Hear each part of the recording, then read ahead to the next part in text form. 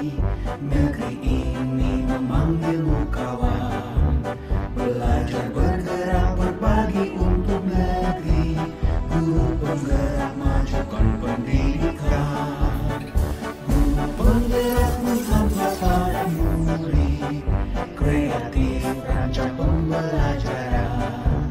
Hargai potensi, tingkatkan prestasi. Lahirkan profil pelajar Pancasila. Belajar Bismillahirrahmanirrahim. Assalamualaikum warahmatullahi wabarakatuh. Salam guru penggerak. Perkenalkan, saya Sofia Imani, CGP Angkatan 11 dari Kabupaten Bandung. Pada kesempatan kali ini saya akan memaparkan tingkat aksi nyata saya dalam budaya positif, yaitu pada modul 1.4. Baik, selamat menyaksikan. Tekad kuatkan hati, negeri ini memanggilmu kawan. Belajar bergerak berbagi untuk negeri. Guru penggerak majukan pendidikan. Guru penggerak menghamba pada murid.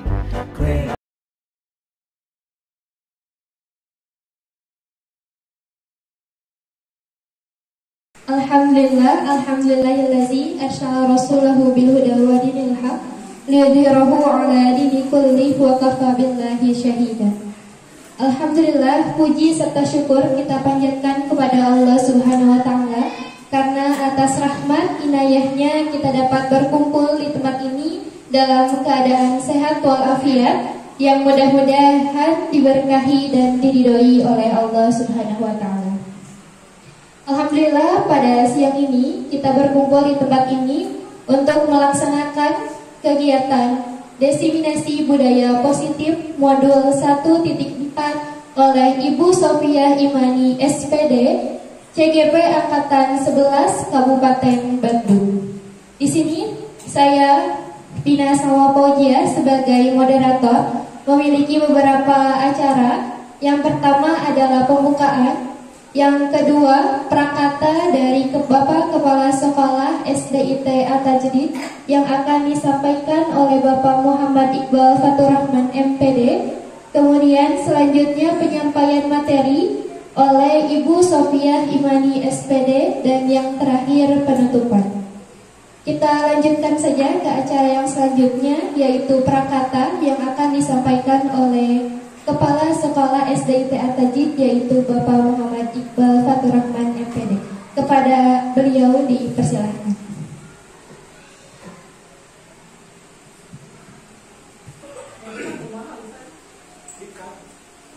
Alhamdulillahirrahmanirrahim. Asyhadu an la ilaha illallah wahdahu la syarikalah wa asyhadu anna Muhammadan abduhu wa rasuluhu alladzi la nabiyya ba'dah, amma ba'du. Segala puji hanya milik Allah. Hari ini kita bisa berkumpul di tempat ini untuk sama-sama menyimak diseminasi budaya positif modul 1.4 yang akan disampaikan oleh salah satu guru terbaik di SDIT At-Tajdid, Ibu Sofia Imani SPD. Dalam hal ini beliau sebagai CGP, calon guru penggerak Angkatan 11 di Kabupaten Bandung. Kami selaku pimpinan sekolah ini tentu sangat mensupport, mendukung dengan sangat penuh apa yang tengah dilakukan oleh Ibu Sofia Imani SPD. Tentu mudah-mudahan ke depan akan memberi dampak yang baik bagi SDIT At-Tajdid. Itu saja mungkin yang dapat disampaikan prakata singkat. Untuk selanjutnya kita akan sama-sama menyimak apa yang akan disampaikan oleh Ibu Sofia Imani SPD. Demikian aqulu qouli hadza wa astaghfirullah li wa lakum. Wassalamualaikum warahmatullahi wabarakatuh.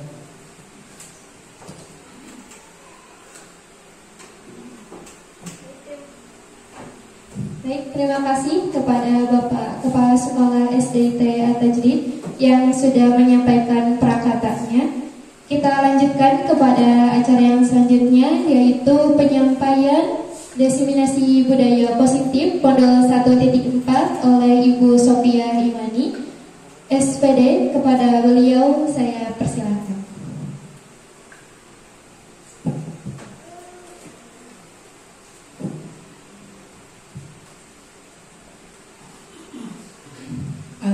Alhamdulillahilladzi arsala rasulahu bil huda wa dinil haq liyudhhirahu 'ala dini kullihi wa kafaa billahi shahida.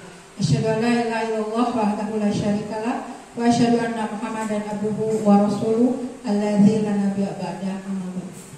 Yang saya hormati Bapak Kepala Sekolah SD At-Tajdid dan yang saya hormati dan saya cintai rekan-rekan asatidz SD At-Tajdid yang alhamdulillah hari ini bisa berkumpul semuanya di sini. Sebelumnya saya mengucapkan terima kasih dengan ucapan jazakumullahu khairan katsiran atas kehadirannya, atas partisipasinya dalam hadir dalam acara desiminasi ini. Izinkan saya di sini untuk berbagi praktik baik dengan mendesiminasikan apa yang telah saya pelajari selama CGP. Alhamdulillah dari mulai bulan Juni kemarin saya mulai pendidikan. Pendidikan yang akan saya jalani yaitu selama 6 bulan sampai Desember nanti. Insya Allah tentunya dari ilmu yang saya dapatkan di CGP saya akan berbagi dengan rekan-rekan semuanya di sini. Mudah-mudahan bisa berdampak baik dan untuk kemajuan sekolah kita tercinta ini. Baik, untuk selanjutnya sebelumnya saya akan sebelum mulai biar tidak tegang ya, kelihatan muka tegang nih. Untuk itu boleh semuanya berdiri. Kita akan mulai ice breaking dulu. Bagus lah tegak rencangnya. Mana Bapak Amir bisa biasa. Kita akan memulai dengan yuk senyum selama 30 detik. Senyum ya, bukan ketawa. Jadi Bapak Ibu semuanya silakan berhadap-hadapan.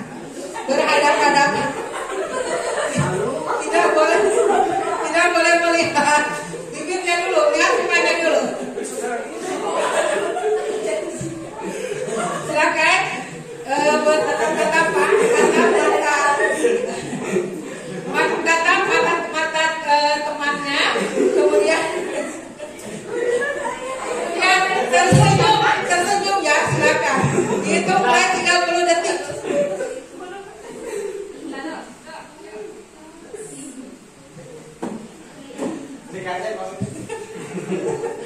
Oke, baik, terima kasih. Nah, ini Bapak Ibu, ketika nanti kita di dalam kelas ya, ketika belajar silakan, terima kasih. Ketika nanti kita sedang belajar, mungkin anak-anak sedang bosan dengan apa yang kita sampaikan, Bapak Ibu bisa menggunakan ini. Anak-anak sudah berhadapan-hadapan, gitu.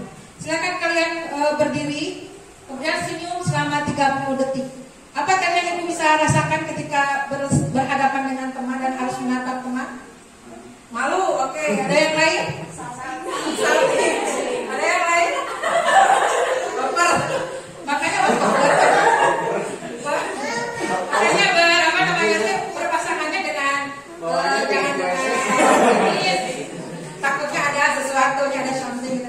Teman-teman dengan teman aja, dengan laki-laki dengan perempuan. Ada lagi? Ada itu. Ya, dan itu bisa mencarikan suasana kan ya, Bapak Ibu, betul kan? Betul, bisa mencarikan suasana, apalagi kita dalam kelasnya yang terus dalam bosan di SDIT kan sekolahnya sampai jam berapa? Jam 3 ya, itu kan akan membuat anak itu cepat bosan gitu kan. Kita sebagai guru yang kreatif, kita harus namanya apa bahasa Sunda? Harus motekan, kita sudah motekan inovatif ya, bagus. Seperti juga anaknya gak bosan, nih bosannya sekolah di tabu 7, tika tabu tilu tetraswe, diem gitu, tidak ada hiburannya, banyak kita perlu hiburannya. Oke, baik, lanjut. Selanjutnya kita akan ke ini, ada kesepakatan forum diseminasi hari ini. Saya ini ada pemantik, ada beberapa. Ada saling menghargai yang pertama, kemudian juga menjadi pendengar yang baik, kemudian yang 3, izin saat hendak keluar dari kelas, kemudian boleh makan minum dengan tenang. Ya. Ada lagi mau ditambahkan? Untuk selama 1 jam ini kita harus punya kesepakatan supaya ada apa nih? Boleh bawa bayi. Apa? Boleh bawa bayi. Oh, boleh. boleh bawa bayi boleh. Apalagi boleh nanti tambahkan ditulis ya, Bu operator boleh nanti boleh membawa bayi ya asal tidak ini ya. Apalagi ada lagi? Oh istri, oh, jangan di sini ya. Kepada ibu guru ya. Ada lagi yang lain boleh tambahkan di sini. Kita sini santai saja ya, karena kita kalau mendengarkan dengan apa ya, dengan serius itu nantinya takutnya jadi stres ya dengan materi yang berapa slide ini. 40 slide ternyata ya. Jadi nanti muat kerjasamanya untuk tetap di tempat ini. Dan kita akan terus, ada lagi nggak? Satu lagi tadi komunikatif ya, atau dalam diskusi ini kita kan ini seri-seri kita aktif, nggak boleh ditulis nanti ya. Ada tambahan 2, berarti apa tadi? Boleh bawa bayi, kemudian dan aktif dan aktif ya. Proaktif. Oke lanjut nih.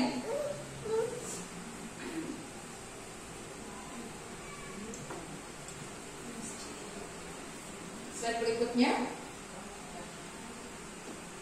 adalah tujuan dari desiminasi ini. Tentu saja tujuan yang saya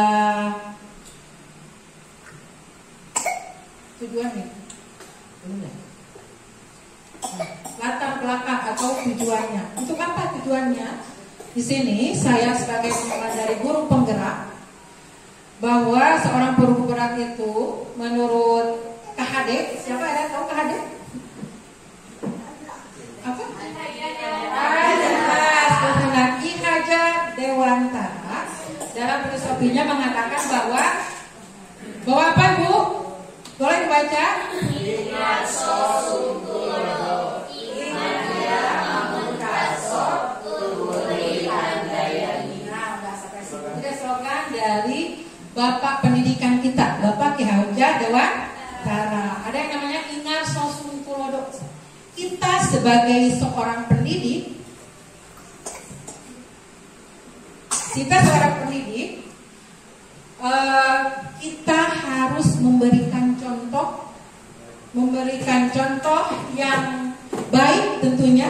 Jadi sebelum kita mengharapkan anak didik kita menjadi anak yang pintar, cerdas, soleh, sopan, santun, kita sendiri, kita gurunya harus memberikan contoh. Ingat sosungkulodo itu kita harus memberikan contoh yang apa? Tentu contoh yang baik. Kemudian yang slogan mereka Ingmadia Mangun Karso.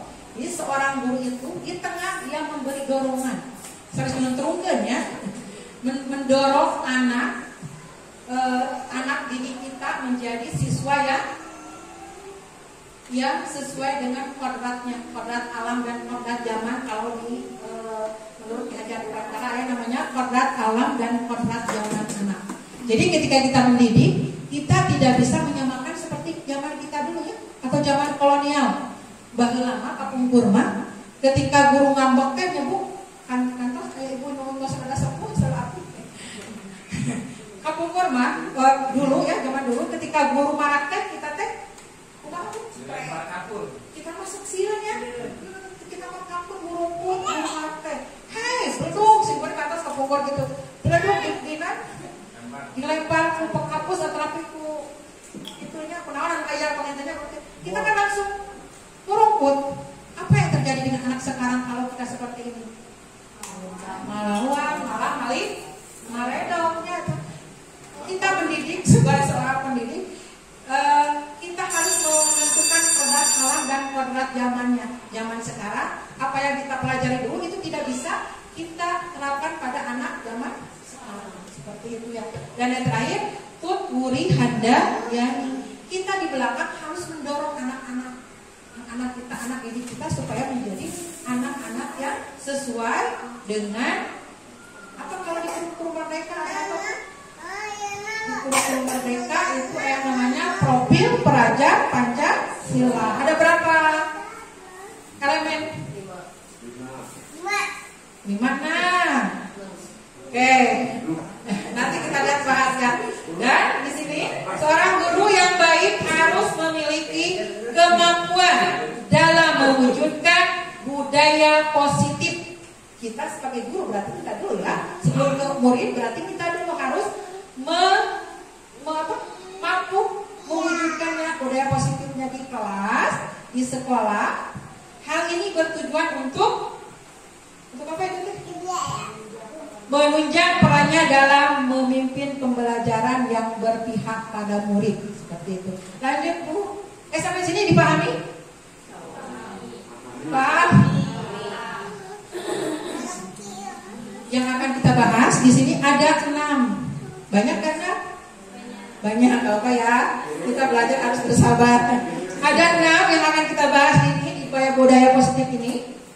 Seorang guru yang baik harus memiliki kemampuan dalam mewujudkan budaya positif di sekolah. Budaya positif dapat dijalankan dengan menerapkan konsep-konsep inti. Yang pertama apa itu? Boleh dibaca Bapak Ibu? Jangan ngantuk. Motivasi. 3. 4.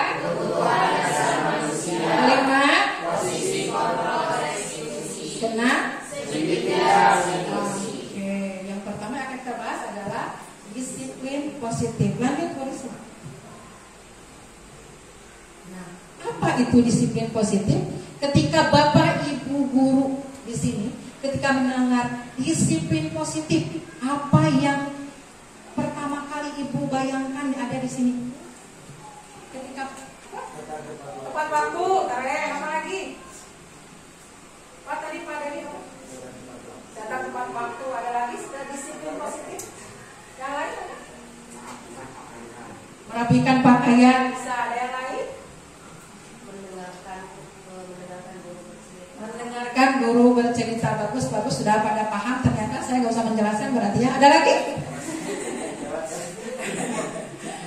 Ya, boleh selanjutnya. Apa itu disiplin? Nah, disiplin positif. Ini ternyata disiplin positif ya, pernah saya pelajari. Disiplin positif merupakan suatu cara penerapan disiplin yang mengajarkan anak bertanggung jawab dan menumbuhkan kesadaran diri. Ya, ada yang dikasih warna ya. Kesadaran diri berdasarkan nilai-nilai kebajikan. Jadi disiplin positif ini adalah untuk menerapkan disiplin pada anak dengan menumbuhkan tumbuhnya sadarnya bukan dari internal, eksternal, tapi dari diri sendirinya. Gitu. Seperti kita yang sudah dewasa ya, kalau kita misalkan sholat kan kita mah sudah tidak harus disuruh lagi, karena kita sudah sadar, sudah punya keinginan bahwa sholat itu adalah kewajiban kita. Sedangkan siswa itu kan belum, apalagi kelas 1 ya, dia itu belum tahu harus belajar misalkan, apa yang harus belajar, kenapa harus belajar kita sebagai seorang guru, kita harus menumbuhkan kesadaran diri dari siswa bahwa belajar itu adalah kebutuhan mereka itu. Kemudian disiplin positif yang kedua yaitu disiplin diri. Disiplin positif lebih ke arah disiplin diri dalam melakukan segala tindakan.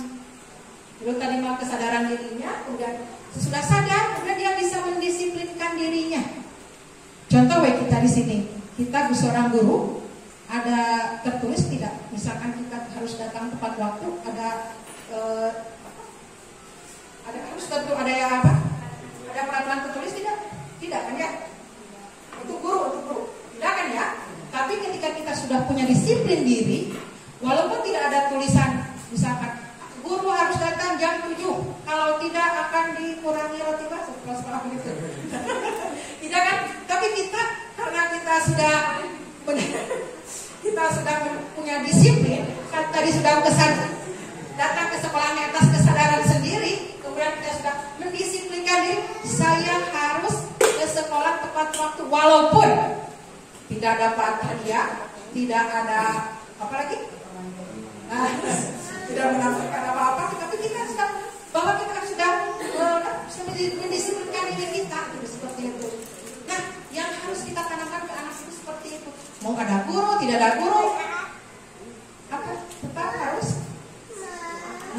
disiplin. Kemudian yang terakhir, disiplin diri dapat membuat murid memahami dan menyadari berdasarkan motivasi internal. Ya, seperti tadi ya, kita datang ke sekolah, seorang guru dulu ya, kita datang ke sekolah bukan bukan paksaan dari kepala sekolah, bukan ujian atau hukuman dari kepala sekolah juga, bukan. Kita datang ke sekolah, kita mendidik siswa itu karena kita menyadari bahwa tugas kita seorang guru, seperti itu. Baik, next. Nah, ini nilai-nilai kebajikan yang harus kita tanamkan kepada anak-anak. Karena kita di SDIT sudah menggunakan kurikulum Merdeka. Ada berapa ternyata elemen yang ada di nilai-nilai kebajikan? Ada? Nah, yang satu?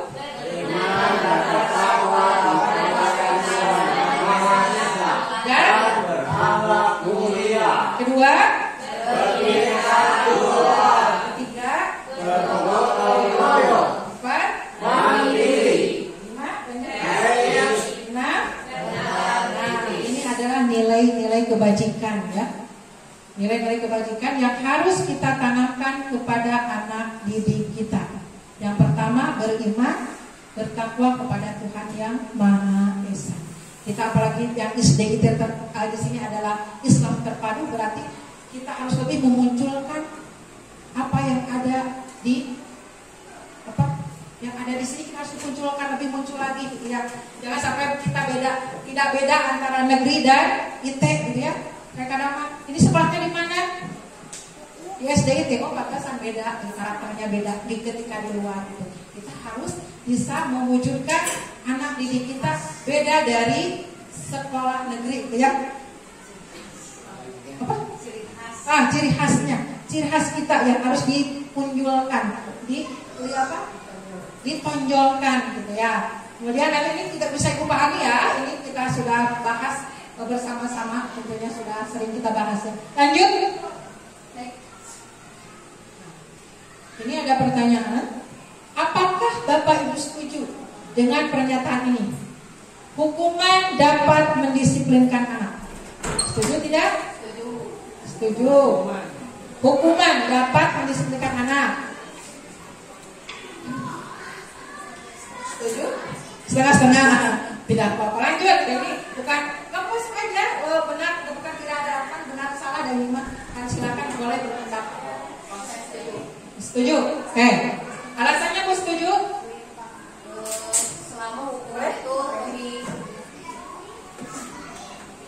Selama hukuman lebih manusiawi, tidak terlalu mengekang atau tidak menjadikan seorang trauma, maka hukuman dapat mendisiplinkan anak.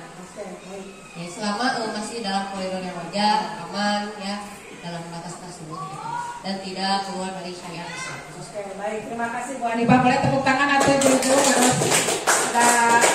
Kemudian pemberian kedua, pemberian hukuman dengan hal positif seperti membaca atau membersihkan halaman sekolah dapat meningkatkan disiplin anak. Ada yang mau menanggapi? Setuju? Setuju? Ada lagi yang lain? Pas? Cocok? Oke. Terus ada lagi? Nah, yang terakhir, memberikan penghargaan dapat meningkatkan motivasi belajar. Apakah ini juga setuju Bapak Ibu? Setuju ya? Dengan coba saya sebentar mau bertanya, memberikan penghargaan dapat meningkatkan motivasi belajar. Kalau misalkan kita tidak memberikan penghargaan, apakah motivasi anak belajar akan tumbuh atau akan merosot? Kalau harus apresiasi, tapi apresiasi. Apresiasi.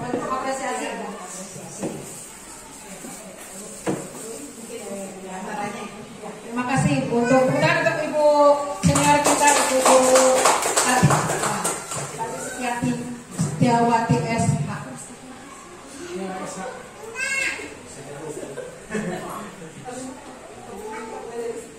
Oke, lanjut. Next. Kita akan lanjut ke slide berikutnya. Ini adalah dua motivasi perilaku manusia. ternyata Bapak Ibu, apa yang kita lakukan, biasanya suka misalkan contoh kita melakukan sesuatu, apakah awalnya apakah dapat misalkan contoh kita sholat misalkan, motivasi kita datang ke sekolah tepat waktu, apa ada motivasinya kan? Ya, surga. Oke, yang lain? Motivasi kita datang ke sekolah tepat waktu ada? Apa Pak? Jadi boleh? Mau? Taat kepada aturan. Oke. Lanjut? Ada lagi? Disiplin juga. Oke, kemudian ke situ ya. Memberi contoh. Memberi contoh kepada anak didik. Lanjut deh, kita akan bahas nih.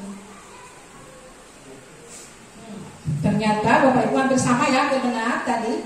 Hampir semua jawabannya tadi hampir semua sama ya. Jadi saya tidak perlu menjelaskan lebih lanjut. Cuma ini ada sebuah teori yang saya pelajari, konsep yang pelajari bahwa ternyata ada 3 motivasi perilaku manusia. Yang pertama apa? Untuk menghindari. Boleh dibaca? 3 motivasi perilaku manusia. Yang pertama adalah untuk menghindari ketidaknyamanan atau hukuman. Yang kedua, untuk mendapatkan imbalan atau penghargaan dari orang lain. Dan yang ketiga, untuk menjadi orang yang mereka inginkan dan menghargai diri sendiri dengan nilai-nilai yang mereka percaya. Oke, terima kasih. Oke, jadi ternyata motivasi itu terbagi 3 ya, motivasi perilaku manusia. Yang pertama, orang-orang melakukan sesuatu itu karena takut ketidaknyamanan atau hukuman. Yang kedua, ingin mendapatkan imbalan, ingin mendapatkan hadiah dan penghargaan dari orang lain. Semoga nomor 1, 2 tidak ada di kita ya. Mudah-mudahan kita mudah-mudahan kita adanya di sini nih. Dan yang harus dimiliki oleh seorang guru itu adalah ini, untuk menjadi orang yang mereka inginkan dan menghargai diri sendiri dengan nilai-nilai yang mereka percaya. Jadi motivasi seorang guru itu tentu saja motivasi yang ketiga, kita ingin menghargai diri sendiri. Jadi jangan dulu ingin dihargai oleh orang lain kalau kita sendiri tidak menghargai diri kita, seperti itu ya. Oke, paham sampai di sini Bapak Ibu? Paham ya? Harus paham? Siap ya? Oke, lanjut. Nah, tadi dari yang ketiga tadi, kita anak-anak datang ke sholat takut dengan hukuman, takut ketidaknyamanan. Kemudian juga motivasi yang kedua apa tadi? Ingin mendapat penghargaan. Dan yang ketiga mah untuk ingin diri sendiri. Nah, di sini kita akan lanjut yang ketiga, yaitu keyakinan sekolah atau kelas. Jadi biasanya kita sebelum kan kita kalau di sini ya di sekolah, ketika anak-anak melakukan sesuatu, misalkan sesuatu di sana itu sesuatu yang keluar dari nilai-nilai positif, contoh anak-anak bertengkar, berkelahi kan, kita di sini ada nggak larangan anak tidak boleh berkelahi ada? Ada ya. Tapi konsekuensinya udah ada belum tercantum? Belum ada ya. Karena kita mah karena hukumannya si hukuman tersebut langsung gitu. Jadi anaknya tidak tahu, misalkan contoh anaknya melakukan kesalahan ini nih, melakukan kesalahan bertengkar. Tapi kita hukumnya anaknya itu tahu namanya bertengkar hukuman nabi tahu gitu. Misalkan bicara ke kantor, bicara barangkali dibawa ke kantor untuk diadili dan diberi hukuman. Nah, seharusnya seorang guru yang bijak, kita itu harus memiliki yang namanya keyakinan kelas atau keyakinan sekolah. Kalau keyakinan sekolah, gurunya untuk siapa? Untuk kita seorang guru, keyakinan sekolah kita. Kemudian keyakinan kelas untuk murid.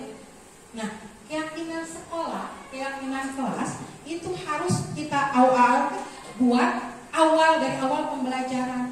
Jadi ketika anak melakukan sesuatu, mereka itu sudah tahu apa yang akan mereka dapatkan ketika mereka melanggar. Contoh next nih, lanjut. Nah, keyakinan sekolah atau kelas. Guru berperan dalam mewujudkan terbentuknya keyakinan sekolah atau kelas dengan adanya kesepakatan antara guru dan murid. Jadi yang namanya keyakinan kelas itu harus disepakati bersama. Kalau kita selama ini ya, di sini ada tata tertib, nggak ada ya? Tata tertib SDIT atau namanya itu apa? Tata tertib ya.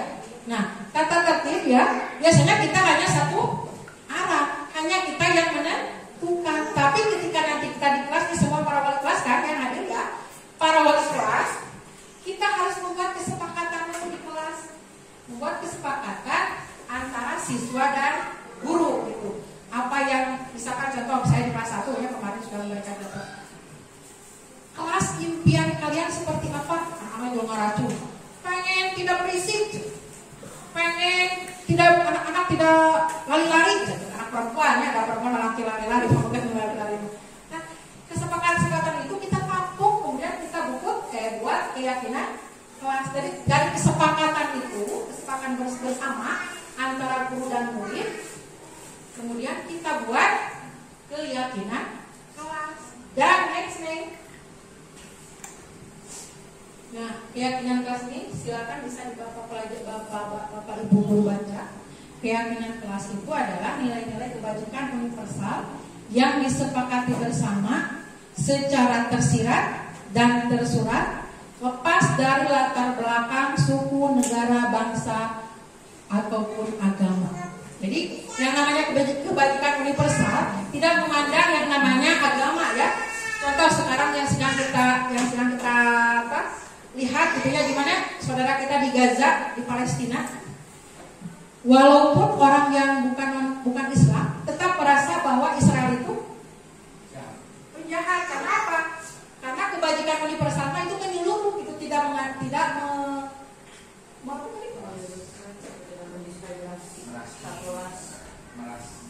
ada ras ya. Walaupun yang dibantai itu orang Islam, mereka yang non-Islam juga merasakan bahwa itu bukan perbuatan yang lain gitu, seperti itu ya. Jadi nah, kesepakatan kelas ini kesepakatan harus ya dapat berbentuk kalimatnya kalimat positif. Jadi sebutkan tidak boleh terlambat. Itu kalimat positif bukan? Bukan. Tidak terlambat. Berarti yang di kalimat positifnya apa? Datang tepat waktu. Kemudian nah, jadi anak-anak kadang mengingatkan perkawinan hukum tidak apa? Tidak datang tepat waktu. Kemudian apa lagi? Jadi kalimat-kalimat yang harus kita buat adalah kalimat-kalimat yang positif. Misalkan anu kelas besar SMA sampai SMP tidak memakai make up, kira-kira kalimat positifnya apa? Jangan pakai jangan, tidak pakai jangan. Silahkan ber-make up kecuali ke sekolah.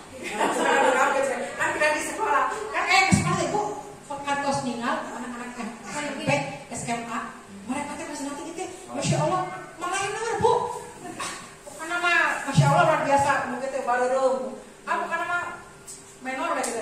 Kira-kira kita kalau misalkan ditakdirkan menjadi guru SMA, kalimat itu jangan memakai make up, kira-kira kalimat positifnya apa? Berpenampilan sederhana, jangan glowing. Berpenampilan sopan, berpenampilan sederhana, ya bisa itu ya. Kemudian misalkan jangan buang sampah sembarangan. Apa itu? Kira-kira kalimat positifnya. Buang sampah pada tempatnya. Kemudian apalagi kalimat-kalimat yang harus kita perbaharui di tata tertib kita ya. Jadi kita hindari kalimat jangan. Jangan merokok. Apa itunya? Jangan merokok apa? Berarti kan apa? Berarti itu maksudnya kesehatan. Kesehatan kan merokok ya?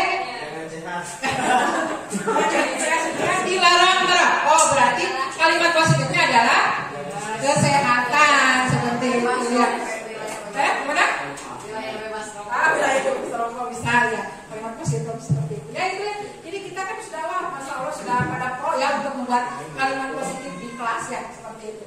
Lanjut next. Keyakinan kelas 1 boleh dicermati.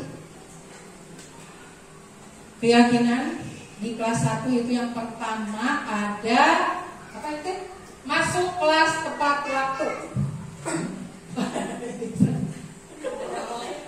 Ini kira-kira kelas 1 ini masuk kelas kan biasa jangan terlambat. Nah kata-katanya dibuat masuk kelas tepat waktu. Kemudian jangan bertekan, berarti saling berteman dan saling menghormati. Kemudian jangan berisik, dengarkan ibu. Apa pernah mendengarkan penjelasan guru. Kemudian apa ini? Menjaga kebersihan kelas. Pengabala baru dah. Kemudian apa? Belajar dan dengan itu satu lagi. Belajar dan duduk dengan sopan. Dan bermisi hanya boleh 1 kali. Itu di kelas 1 anak-anak. Kan kadang begitu kita lagi belajar, ya Bu, pernah ada pengalaman gini enggak? Kurang kali kita lagi menerangkan anak-anak tiba-tiba, "Ibu kajamban." Bertak deui kita sama anak, "Ibu kajamban." Terus we katanya, "Ibu bade ka mana deh?" Cuci tangan. Ibu cuci muka. Banyak alasan anak-anak untuk keluar dari kelas. Nah, kita minimalisir untuk supaya anak itu tidak tidak sering keluar, maka kita akan membuat keyakinan kelas permisi hanya boleh 1 kali dalam satu minggu, bukan 1 minggu, 1 pelajaran tentunya ya, kecuali ada hal yang urgent aja itu kita bisa ini. Misalkan anaknya ada geser atau nanti orangnya mau mencretnya, mau nggak ya, ya, oke. Kemudian ya, ini kemudian harus kita tanamkan juga konsekuensi.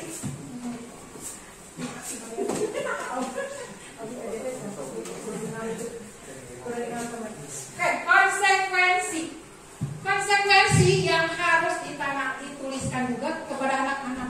Kira-kira misalkan kita sudah membuat kesepakatan kelas ini.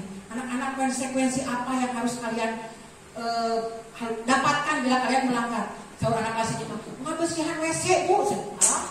Meninggalnya anak-anak kelas 1 apalagi.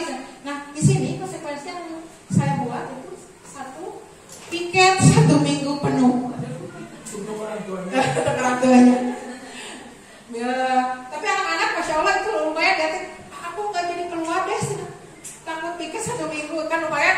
Walaupun ini ada bentuk hukuman, tapi mereka tahu ketika mereka melanggar itu, oh aku mau melanggar ini nih, pasti aku akan mendapatkan ini. Tapi kadang-kadang sekarang anak-anak bertengkar, anak-anak di kelas apa atau di rumah ini sekarang kan masya Allah luar biasa banyak kejadian-kejadian yang tidak terduga. Mereka itu karena anaknya keuningan maka mereka dapatkan hukumannya misalnya. Nah kita harus sudah ada ini, harus ada konsekuensi yang tertulis dan tersirat ya, biar anak-anak tahu ketika melakukan sesuatu mereka akan mendapatkan ini. Contoh kita misalkan kita sholat untuk menghadap Allah, kita nanti akan mendapatkan surga seperti itu ya. Dan kalau kita tidak melaksanakannya, kita akan mendapatkan neraka, seperti masuk ke neraka seperti itu. Nah ini pun harus sama seperti ini. Jadi kita sudah tahu kalau kita mengerjakan ini. Misalkan kita bergibah ya, mengobrolkan orang lain di belakang orang lain, menggosip. Nah kita tahu, kita sudah tahu ya apa itu konsekuensi kita nanti akan mendapatkan apa ya. Nah ini kita di sini di wali kelas mulai sekarang ada sudah membuat ini belum? Wah keren ya, hebat ya. Jadi konsekuensi dan keyakinan kelas itu harus satu paket. Tapi dengan jangan terlalu banyak dan juga dengan harus menggunakan kalimat yang positif seperti itu. Lanjut next. Ice breaking day. Ayo kalau pada ketinggalan pada wajah-wajah jenuh. Ice breakingnya boleh berdiri juga.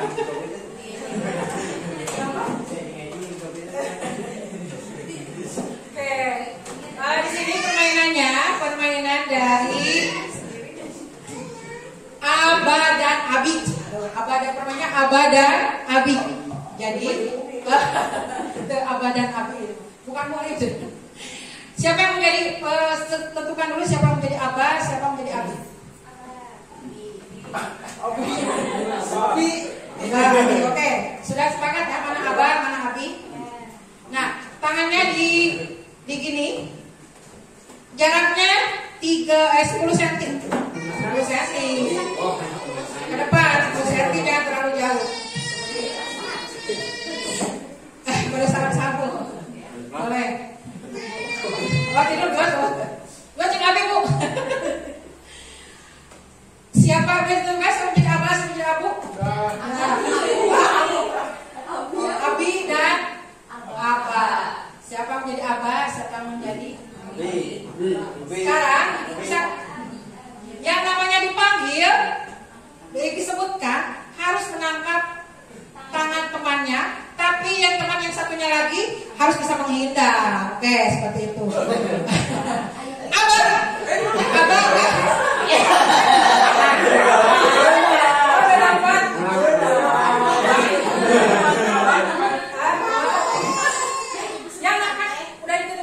Bu ini jadi apa?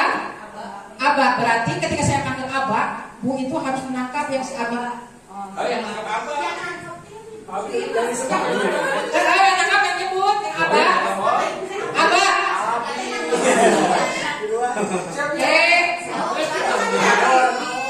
Apa berarti? 3, 2, 1 Abi.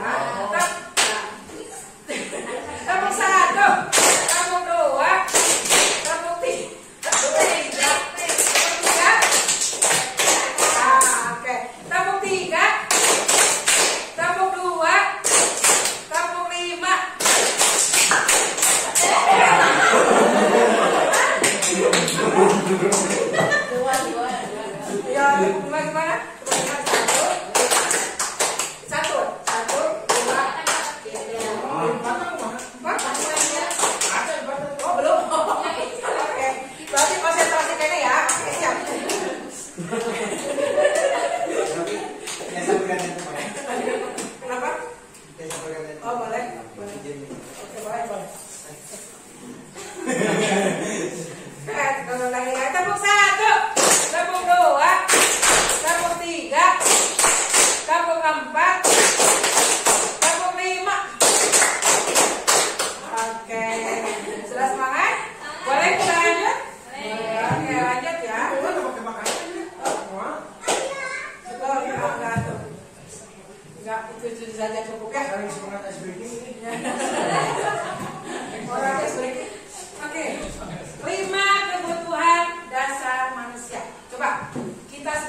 manusia, apa yang kita butuhkan? Oke. Apa yang mau bilang? Oh, Pak. Sebagai manusia kita butuh tantangan. Tantangan, keren. Ada lagi? Kepercayaan. Ada lagi? Kasih sayang. Ya Pak, kurang kasih sayang. Butuh makan, oke bisa. Butuh makan apa Ibu? Butuh apa? Percaya diri. Bu Risma butuh apa? Kita sebagai manusia butuh apa? Butuh uang. Oh, kasih banyak. Ya, apa lagi? Butuh apa? Harapan. Oke. Pak Bang butuh apa? Butuh makan. Oke. Makannya. Jangan-jangan kode ini. Bagus, butuh apa sebagai manusia kita? Butuh penghargaan. Penghargaan. Oke. Baik. Bapak Ibu terima kasih atas partisipasi. Oke. Ternyata kebutuhan dasar manusia akan kita pelajari berikutnya.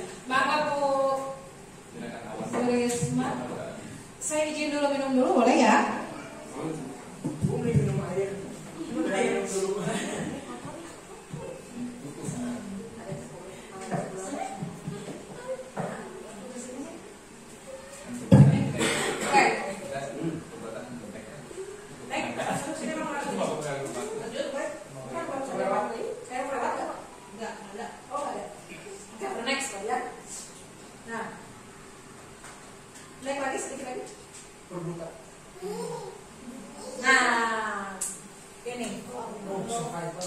Wes, 5 kebutuhan dasar manusia. Kalau sebelum lagi nih, sebelumnya. Nah, pernyataannya, ketika seorang murid melakukan sesuatu perbuatan yang bertentangan dengan nilai-nilai kebajikan atau melanggar peraturan, hal itu sebenarnya dikarenakan mereka gagal memenuhi kebutuhan dasar mereka. Di sini kita baru beberapa bulan ya sekolah ini Bapak Ibu? Ada sebulan, 2 bulan? Sebulan ya. Tapi kita sudah mendapatkan beberapa kasus ya. Insya Allah luar biasa kasusnya. Ada siswa-siswa yang dalam tanda kutip melanggar peraturan. Maksudnya di sini adalah hal-hal yang menurut budaya kita tidak baik ya.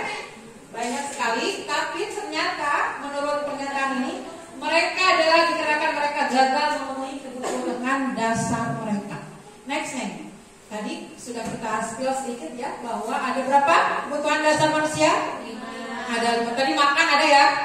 Yang makan, yang butuh penghargaan. Yang pertama itu 5 kebutuhan manusia yang harus terpenuhi semuanya. Yaitu yang pertama bertahan hidup atau survival ya, bertahan hidup. Bertahan hidup meliputi keselamatan, keamanan, kesehatan, memiliki keturunan. Dan anak-anak ya adalah hasil kita bertahan hidup.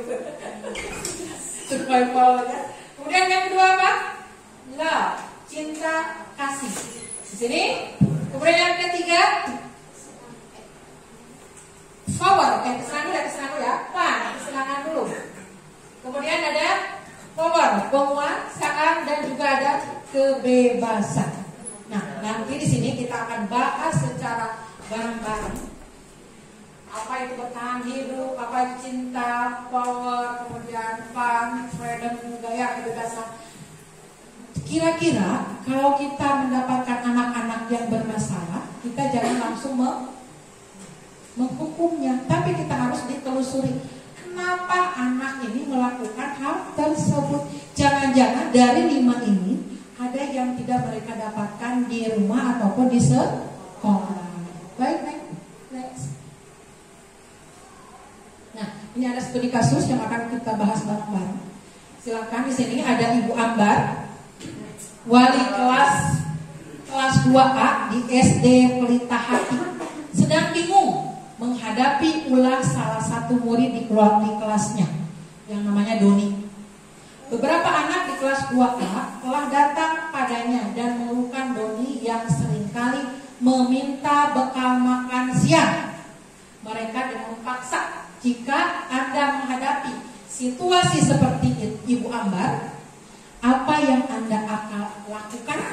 Menurut Anda, kira-kira apa alasan Doni melakukan hal tersebut? Kita ada 5. Apa tadi kebutuhan dasar manusia? Survival,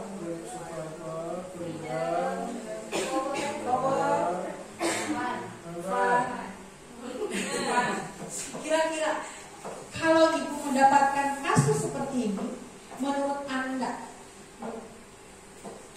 kira-kira apa yang harus Ibu Ambar lakukan? Ada? Mau menanggapi? Oke, boleh. Keren. Nama saya Anda. Jadi jika saya menjadi Ibu Ambar, yang akan saya lakukan adalah menelusuri, tidak langsung menghakimi Doni. Ya. Lalu setelah menelusuri nanti akan memilah dari 5 prinsip atau kebutuhan dasar manusia tadi di posisi mana Doni belum tercukupi, gitu ya, atau ada area atau titik yang hilang di diri Doni. Sepertinya ya, Doni itu karena dia melakukan paksaan ya, meminta bekal dengan paksaan, sepertinya dia kehilangan di prinsip love mungkin ya. Ya, dia nggak disayangi dengan nggak diberi bekal oleh ibunya. Itu kan kira-kira saya begitu. Jadi Doni itu nggak dikasih bekal sama ibunya, makanya dia minta, tapi dengan paksa karena sangat lapar gitu ya. Gitu. Terima kasih. Ada lagi yang lain? Tentu saja tidak akan pasti banyak pengalaman yang berbeda. Mangga tanggapan yang lain? Ada? Mangga punya Pak. Oh belum, oke lah ibu yang ini. Oh yang ini. Nah yang belakang mangga. Oh ini ibu, mangga. Oh. Iya nggak apa, mangga silakan. Nggak apa-apa, tidak di sini tidak ada yang salah, boleh berpendapat apa yang kebayang. Kalau saya berada di posisi Ibu Ambar, mungkin saya akan bertanya terlebih dahulu kepada yang bersangkutan tadi siapa? Doni. Kenapa dia? Karena sepengalaman saya memang di kelas pernah ada yang seperti itu, tiap hari mengambil makanan temannya. Bu Windy, ya. Ditanya dulu kenapa ada anak yang memang tidak dikasih bekal oleh. Apa tadi kalau dikasih bekal untuk bertahan hidup ya? Iya. Iya, dia tidak dikasih bekal oleh oleh ibunya terutama. Iya, nah. Ya karena itu dari rumahnya tidak dikasih bekal ya, makanya dia melakukan atau mengambil secara paksa makanan temannya. Mungkin yang akan saya lakukan lebih lanjut lagi ya ke orang tuanya, ditanya kenapa biasanya ada anak yang tidak mau dikasih bekal yang disiapkan ibunya karena tidak suka. Ada lagi yang memang ibunya terlalu sibuk, nah jadi emang tidak sempat gitu. Jadi harus ditanya dulu kenapa tidak bawa bekal. Siapa tahu kan memang ada anak yang nggak mau dikasih nasi misalnya sama sayur, maunya itu akhirnya maunya mie misalnya. Jadi akhirnya udah nggak bekal sekalian. Terima kasih teman-teman ini keren ya. Dan berarti saya harus menjawab ya. Ada juga anak yang dikasih bekal tapi membuka bekalnya memang usung. Bisa jadi. Jadi ternyata dari kasus ini banyak sekali persepsi yang bisa kita ambil ya. Kadang tadi anak yang dari mamanya memang nggak dibekal, dikasih bekal, mereka mengambilnya dengan ingin bertahan hidup. Kalau tidak kan dia bisa pingsan ya. Ada juga tadi dari bapak sekolah kurang mendapatkan kasih sayang dari orang tua. Baik, next kita akan studi kasusnya. Hampir sama ternyata ya, dari tadi yang dibahas bapak kepala sekolah dan ibu ini hampir sama. Jadi alasan Doni yang pertama, karena ia lapar dan orang tuanya tidak membawakannya bekal makan siang, maka kebutuhan dasar yang sedang berusaha dipenuhi oleh Tommy dong. Kebutuhan untuk bertahan atau survival itu kan salah kecil. Ya, mohon maaf itu salah berarti salah huruf satu huruf. Doni ya. Oke. Berarti apa ternyata ibu bapak ibu guru? Dia untuk bertahan hidup. Berarti kalau kita mendapat kasus anak seperti ini, apa yang harus kita lakukan? Kita memberinya makan, memberikan uangnya untuk menyelesaikan kasus Doni tersebut. Tiap hari ibu ya. Oh, enggak ada kejauhan. Lanjut kasus kedua. Alasan Doni kedua, ini alasan Doni. Karena dia merasa senang temannya jadi memperhatikan dia. Caper budak edenya. Ternyata ketika temannya melaporkan tindakannya itu pada gurunya dan gurunya memberitahu orang tuanya sehingga orang tuanya jadi memperhatikan dia, maka kebutuhan dasar yang sedang dipenuhi oleh Doni adalah kebutuhan akan kasih sayang dan rasa diterima. Ternyata banyak ini ya. Dari kasus tadi ternyata banyak hal-hal yang mungkin terjadi dan kita sebagai guru jangan langsung ucap, kamu tuh kenalnya akan membantu karena jangan dulu melangi tapi harus di. Bukan dibalik kenapa? Dari kasus Kamu benar. Mengambil makan orang lain kan kayak ini. Kadang orang tuh kemudian di rumahnya tidak diperhatikan orang tua kan otomatis kan dia anak yang diambil makanannya bilang ke guru bilang ke orang tuanya, akhirnya orang tuanya memperhatikan. Iya, berarti di rumahnya dia kurang apa? Kasih sayang dan rasa diterima. Atau dia juga ingin diperhatikan oleh orang lain dan orang tua. Oke, lanjut. Alasan Doni ketiga. Karena temannya menjadi takut dengan dia dan menuruti keinginannya. Apa tadi berarti? Power ya. Dia punya kekuatan, maka sebetulnya Doni sedang berusaha memenuhi kebutuhan dasarnya akan kekuasaan. Berarti anak seperti calon pemimpin. Dia berkuasa.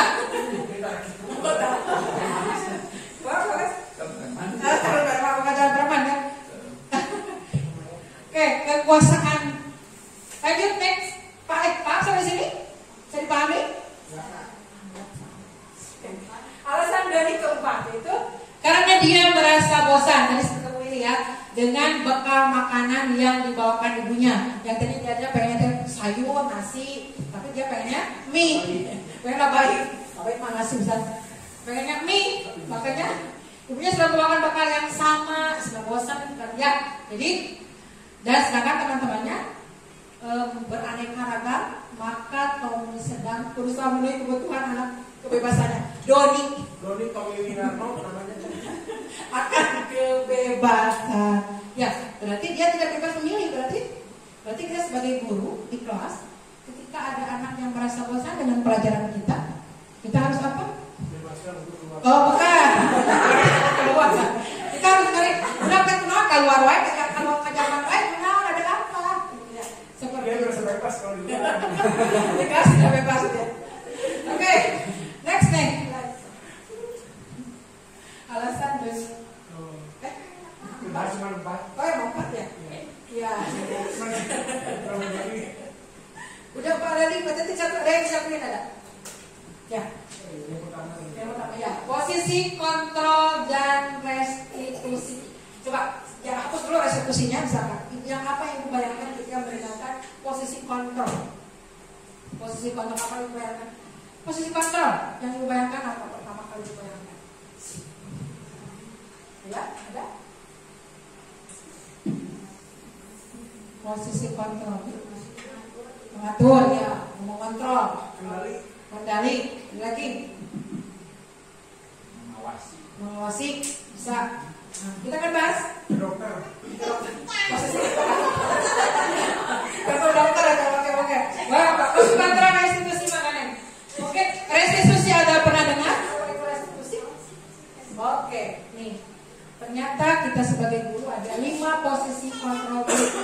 Guru itu ada guru penghukum. Apa kata-kata penghukum? Patuhi aturan saya atau awas. Kemudian ada guru yang membuat merasa bersalah. Apa kata-katanya? Ibu sangat kecewa kepada kamu. Nah, itu adalah contoh posisi guru sebagai merasa bersalah. Membuat bersalah. Yang ketiga, teman. Gimana dengan teman-teman? Ya sudah, kalau ini tidak apa-apa, nanti dibantu bereskan ya. Nah itu posisi teman.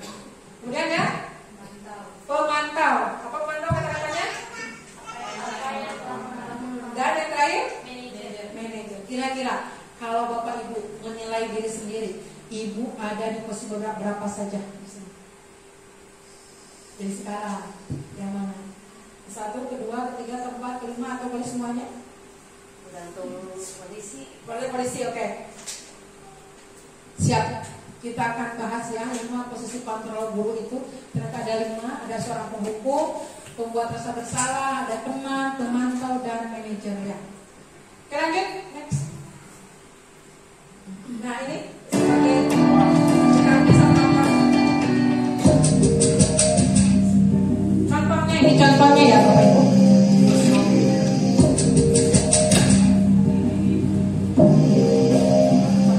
Nalan, sini kamu. Selamat pagi Bu. Selalu terlambat. Kamu deh pasti terlambat. Maaf Bu, saya Apa coba? Alasan kamu apa lagi? Kapan sih kamu tidak terlambat? Malas sekali ya kamu jadi anak. Saya Dasar pemalas. Gak kapok-kapok sih kamu. Sudah berapa kali terlambat? Sana, kamu keliling lapangan basket 2 kali. Kenapa saya harus keliling lapangan basket Bu? Kenapa? Kamu melawan ibu. Berani-beraninya jawab. Sudah terlambat, masih berani jawab pula. Sekarang, keliling lapangan basket 5 kali sekalian. Biar kapok. Cepat. Ini posisi Pergi penghukum sana ya Bu. lapangan basket. Guru sebagai posisi penghukum. Ini seperti ini galak ya, menyeramkan. Ini ada posisi guru yang merasa bersalah. Membuat murid merasa bersalah.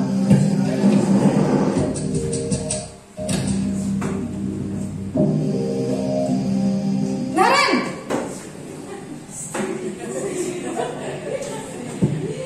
Selamat pagi Bu. Naren, kamu kenapa terlambat lagi nak? Ya Tuhan Naren, kamu senang ya bikin ibu susah ya? Kalau kamu terlambat lagi, nanti ibu yang ditegur bapak kepala sekolah nak. Disangka ibu tidak bisa membina kamu. Duh, gimana ini? Maaf Bu. Duh Gusti Naren, kamu suka ya kalau ibu ditegur bapak kepala sekolah? Terus, sekarang ibu harus tulis apa ini di buku absen? Ini kamu sudah sering terlambat loh. Ibu harus apa coba? Maaf Bu. Maaf sekali. Ya sudah, lain kali jangan bikin ibu susah lagi ya nak ya. Ibu tidak akan kuat lagi kalau kamu begini terus. Bisa jantungan kalau ibu ditegur bapak kepala sekolah. Sana cepat kelas. Maaf ya Bu. Maaf sekali. Ini guru pembuat rasa bersalah anak ya. Posisi pembuat rasa bersalah berbicara dengan nada tenang.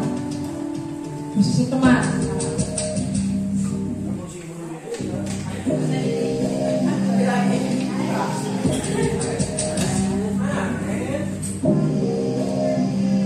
Naren!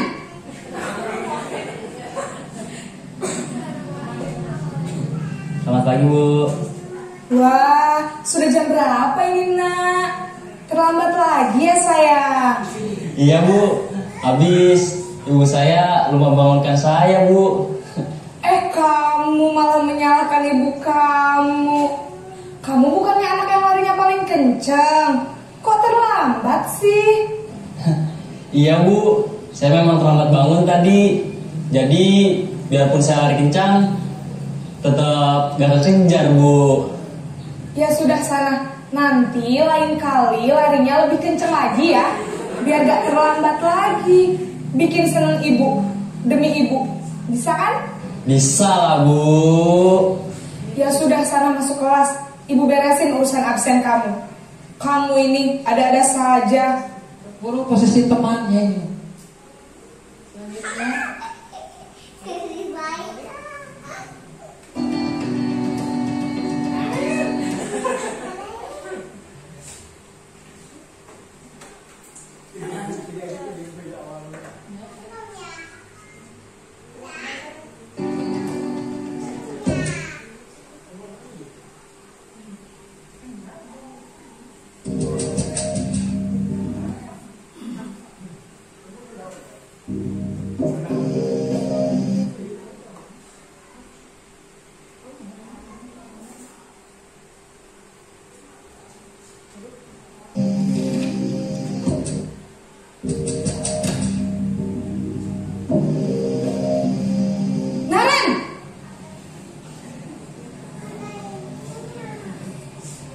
Selamat pagi, Bu. Naren, apa peraturan sekolah kita tentang jam berapa kita harus masuk sekolah, Nak? Kita harus di sekolah jam 7, Bu. Iya, betul. Sekarang sudah jam 7.20. Naren sudah tahu konsekuensinya jika terlambat hadir? Paham, Bu. Saya harus tinggal kelas pas jam istirahat selama 20 menit. Iya, benar. Konsekuensinya demikian. Jadi nanti jam 9.30 pas istirahat, kamu harus tinggal di kelas, kerjakan tugas tambahan untuk ketertinggalan kamu, ya? Baik, Bu. Terakhir ya, posisi manajer.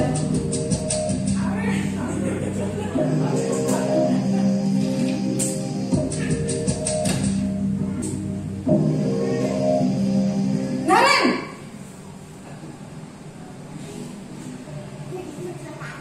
Selamat pagi, Bu.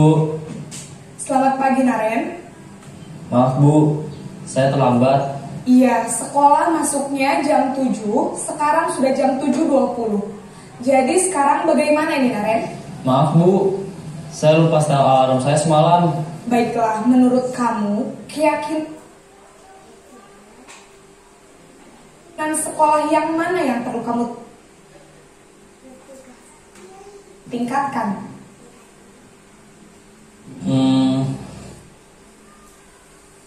Menghargai diri sendiri dan orang lain mungkin ya, Bu. Setuju. Oke. Itu tadi Bu ya, Bapak Ibu. Next. Gambaran dari 5 posisi kontrol tadi ya. Seorang guru yang beda-beda nadanya ya, Bu ya. Yang pertama nada sebagai apa tadi? Kuku, kemudian membuat rasa bersalah. Yang ketiga, teman, manajer ya. Pemantau dan manajer. Kira-kira sekarang Ibu merefleksi diri sendiri. Posisi Ibu Bapak ada di mana? Apakah di penghukum? Di merasa bersalah? Teman? Pemantau ataupun manajer? Kira-kira mana Bapak Ibu? Tidak mati aja jawabannya. Oke, mudah-mudahan kita semuanya ada di posisi yang terakhir, yaitu seorang manajer. Kita tidak langsung menghukum, membuat anak-anak merasa bersalah. Kemudian sebagai teman pun kita kadang, kalau kita posisi kita sebagai teman, kadang anak-anak teh jadi hukumannya ngalunjak katanya, kasih ngalunjak. Oke, baik, nah, dilanjutkan ke segitiga restitusi. Ada yang pernah dengar segitiga restitusi? Kalau belum, kita akan lanjut bahas bareng-bareng ya. Oke, segitiga restitusi adalah, menurut Gosep, restitusi adalah proses menciptakan kondisi bagi murid untuk memperbaiki kesalahan mereka, sehingga mereka bisa kembali kepada kelompok mereka dengan karakter yang lebih kuat. Ini menurut ahli ya, Gosep 2004. Bahwa restitusi itu untuk membuat anak supaya kembali kepada apa? Bisa memperbaiki dirinya. Jadi kita ketika ada anak yang bersalah, jangan langsung dihukum, tapi kita kembalikan mereka ke posisi semula, maksudnya ke karakter yang baik lagi. Lanjut. Selanjutnya boleh di next. Nah, kenapa harus ada segitiga restitusi? Kenapa harus ada segitiga restitusi? Yaitu pertama, untuk menstabilkan identitas, kemudian untuk memvalidasi tindakan yang salah, yang ketiga menanyakan keyakinan. Nah, di pertanyaannya itu ada beberapa pertanyaan. Kemudian lanjut. Jadi kenapa harus ketika anak bersalah melakukan kesalahan atau melakukan sesuatu hal yang bukan hal yang positif, maka kita harus menggunakan segitiga restitusi, yaitu untuk menstabilkan identitas. Di sini penstabilan identitas adalah dilakukan berdasar prinsip bahwa kesalahan adalah bagian dari pembelajaran. Karena kita juga kalau bisa belajar dari kesalahan, ya. Kita bahwa kesalahan itu adalah kita namanya manusia pernah melakukan kesalahan dan kesalahan tersebut bisa menjadikan kita sebagai pelajaran. Seperti itu. Lanjut ke arah identitas sukses ya. Dari identitas gagal ke identitas yang sukses. Selanjutnya, validasi tindakan. Validasi tindakan yang salah. Boleh dibaca? Udah Pak, mau dibaca? Mau baca. Validasi tindakan yang salah. Validasi tindakan yang salah dilakukan berdasarkan prinsip bahwa setiap perilaku berupaya memenuhi suatu kebutuhan tertentu. Sehingga guru atau orang tua akan bergeser dari pemikiran stimulus respon menjadi proaktif, serta akan lebih mengenali dan mengakui kebutuhan murid atau anak. Oke, baik, terima kasih Bu Pak sudah membacakannya tentang validasi tindakan yang salah. Jadi ketika kita menemukan kesalahan anak, kita jangan langsung reaktif ya, tapi harus kita proaktif seperti itu. Jadi supaya kita bisa lagi mengenali kesalahan anak itu apa. Jangan sampai kita jadi menjadi tadi guru seorang penghukum. Lanjut. Yang terakhir, menanyakan keyakinan. Karena tadi kita di kelas sudah mempunyai keyakinan kelas, maka ketika anak melakukan sesuatu kesalahan, mereka akan konsekuen dengan apa yang telah mereka lakukan. Seperti itu ya.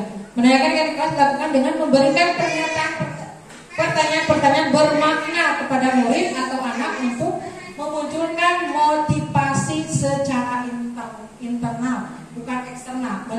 Jadi motivasi secara dari diri sendiri ya, sehingga mampu mengaitkan keyakinan dengan tindakan yang salah. Lanjut Bu.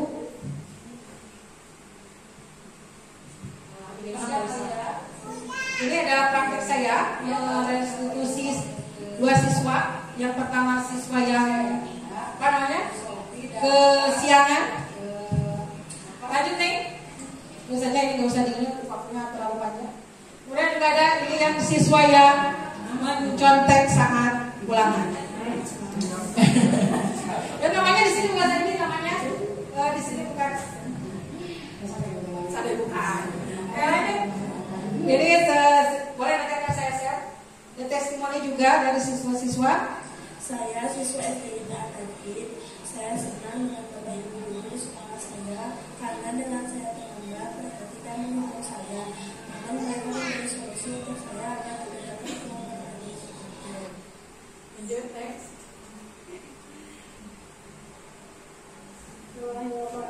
Saya siswa SDIP Atin. Rasa senang karena meskipun saya mencontek, Bapak Ibu guru tidak menghukum saya, tetapi Bapak Ibu guru memberikan solusi agar saya tidak mencontek lagi. Ya, jadi guru yang baik itu ketika siswa melakukan kesalahan, mereka kan tujuh ruas masyarakat dihukum, tapi kita sebagai seorang guru bisa menyelesaikan dengan segitiga restitusi seperti itu, dengan menyanyikan tadi menstabilkan identitas mereka, kemudian memvalidasi tindakan yang salah mereka, kemudian juga menanyakan keyakinan seperti itu. Wow, waktunya sudah habis ya. Oke, dan ini kesimpulannya. Kesimpulannya yaitu hal yang terpenting dalam terwujudnya dan terbentuknya budaya positif di kelas atau sekolah membutuhkan kolaborasi seluruh warga sekolah dan didukung oleh orang tua murid agar menjadi pembiasaan yang baik untuk dilakukan anak baik di lingkungan sekolah ataupun di rumah. Jadi intinya tentu saja tetap kita harus berkolaborasi. Dengan siapa? Dengan seluruh elemen yang ada di sekolah ini. Kenapa saya terutama wali kelas ya, yang setiap hari bersinggungan dengan siswa dan juga orang tua. Kita harus juga ini memberikan kepada orang tua bahwa budaya positif yang ada di sekolah itu harus sampai juga ke orang tua supaya ada sinkron antara sekolah dan juga di rumah. Baik, dari sini ada yang mau dijelas, ada yang mau menambahkan?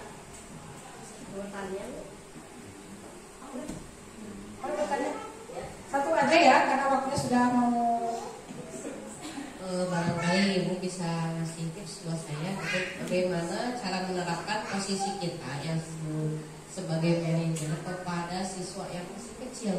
Kira-kira apa bahasa yang lebih enak supaya dapat dimengerti? Kalau tadi ya contohnya SMA, mungkin dengan kata-kata demikian siswa lebih mengerti, lebih paham. Namun bagaimana kita menghaluskan bahasa gitu ya, agar lebih tepat dan mengenai kepada jiwa si anak. Terima kasih. Baik, Bu Hanifah, terima kasih atas pertanyaan yang sangat luar biasa, pertanyaan yang sangat bagus. Bagaimana kita merestitusi merestitusi kalau di CGP itu merestitusi anak yang usianya masih kelas bawah atau kelas rendah. Nah, tentu saja mulai pertama kita harus membuat kata-kata, kita dulu menjadi teman dulu nih. Kadang anak jangan luas, jadi kita jangan dulu jadi posisi manajer dulu. Jadi mulai dari kita tanya dulu sebagai seorang teman dulu, kita hiap dulu, bahasa nama dihiap dulu siswa tersebut, dan kita kasih dia kata-katanya dengan kata-kata dia aja sehari-hari gitu nih. Jangan kata-kata yang kita sebutnya formal, gitu. Jangan pakai bahasa formal untuk anak-anak seusia kelas 1, 2, 3 ya. Itu ke kelas bawah itu mulai dari bahasa-bahasa yang bahasa anak lah gitu ya. Jadi posisi manajer tidak cocok dipakai bagi usia kecil gitu ya. Kita lebih baik memakai apa tadi, teman sebagai teman ya.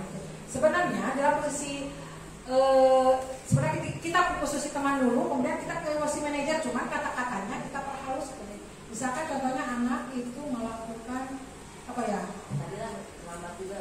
Oh, bisa terlambat juga. Anak soleh, kenapa bisa terlambat misalkan? Tahu nggak masuk sekolah jam berapa? Kemudian juga kenapa bisa terlambat? Itulah kata-katanya, jangan kata-kata yang formal seperti manajer yang untuk kelas-kelas. Jadi kita bisa memilih kata-kata seperti itu. Bisa dipahami? Oke, baik. Ada lagi yang menambahkan? Oke, baik. Itu saja mungkin ya Bapak Ibu guru hebat. Nah, ini terima kasih atas semuanya. Semoga tergerak, lekas bergerak, dan mari menggerakkan. Oke, guru bergerak.